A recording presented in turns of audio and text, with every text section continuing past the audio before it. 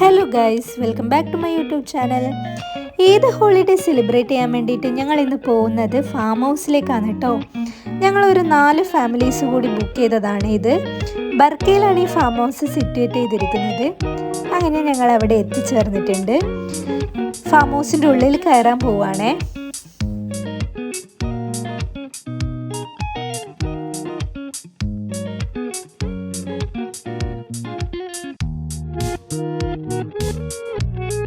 ആദ്യം തന്നെ എല്ലാവരും ചെന്ന് നോക്കിയത് സ്വിമ്മിംഗ് പൂളാണ് കേട്ടോ. സ്വിമ്മിംഗ് പൂളിൻ്റെ അടുത്തായിട്ട് തന്നെ അവിടെ ഒരു മാവ് ഉണ്ടായിരുന്നേ. അതിൽ കൊലകൊലാന്ന് പറഞ്ഞ മാങ്ങകൾ ഇങ്ങനെ പിടിച്ചിട്ടുണ്ടായിരുന്നു. ഇത് ഇവിടുത്തെ ഒരു അട്രാക്ഷൻ ആയിരുന്നേ. ഔട്ട്ഡോറൊക്കെ ഒന്ന് കണ്ടതിന് ശേഷം ഞങ്ങൾ എല്ലാവരും ഹൗസിൻ്റെ ഉള്ളിലേക്ക് കടന്നു. വിശാലമായ ഹോളും 2 ബെഡ്റൂമും ആയിരുന്നു ഇവിടെ ഉണ്ടായിരുന്നത്.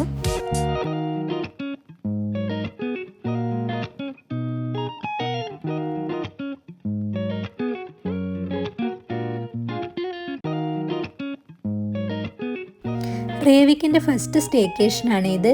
അപ്പോൾ അതിൻ്റെതായ എക്സൈറ്റ്മെൻറ്റും കൂടി ഉണ്ടായിരുന്നു കേട്ടോ.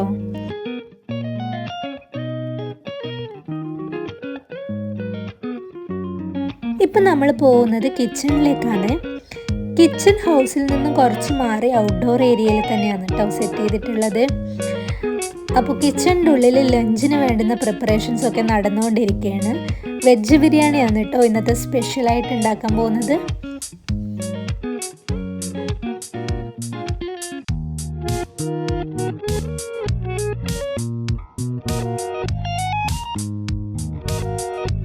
കിച്ചണിൻ്റെ തൊട്ടടുത്തായിട്ട് ഇവിടെ കുട്ടികൾക്കൊരു പ്ലേ ഏരിയ കൊടുത്തിട്ടുണ്ട്.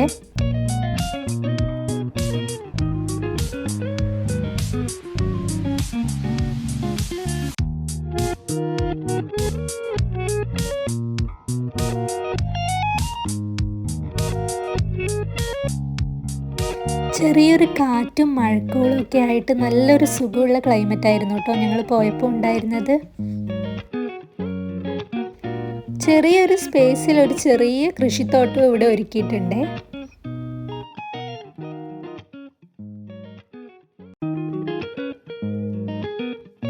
അങ്ങനെ വെജിറ്റബിൾ ബിരിയാണിയൊക്കെ റെഡിയായി. ഞങ്ങളെല്ലാവരും ഭക്ഷണമൊക്കെ കഴിച്ചതിന് ശേഷം പൂളിലേക്ക് ഇറങ്ങി.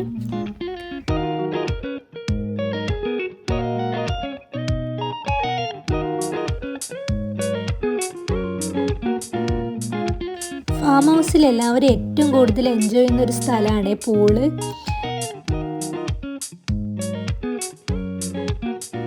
സ്വിമ്മിംഗ് പൂളിൽ കുളിക്കുന്നതൊക്കെ നോക്കി റേവിക്ക് ഇവിടെ നല്ല മോനായിട്ടിരിക്കുന്നുണ്ട്. രാത്രിയിലെ ഒരു വ്യൂ ആണ് കേട്ടോ ഇത്.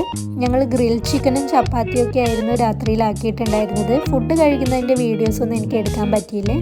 ഭക്ഷണം കഴിച്ചതിന് ശേഷം പിന്നെ ഗെയിംസ് പരിപാടിയായിരുന്നു. കുറച്ച് സമയം ഗെയിംസൊക്കെ കളിച്ചതിന് ശേഷം പിന്നെ എല്ലാവരും പാട്ട് പാടാനൊക്കെ തുടങ്ങിയിട്ടുണ്ടായിരുന്നു കേട്ടോ. ഇനി അതൊക്കെ കണ്ടോളൂ.